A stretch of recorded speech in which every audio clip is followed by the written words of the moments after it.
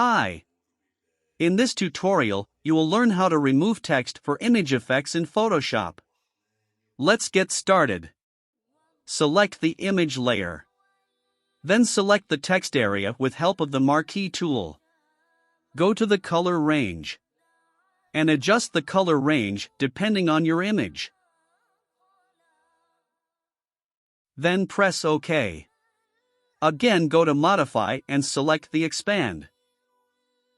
Expand the selection by 3 pixels.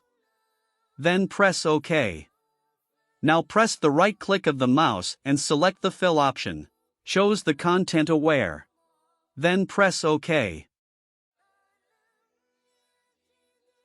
Let's check the before and after. Please like the video to support us and subscribe for more tutorials.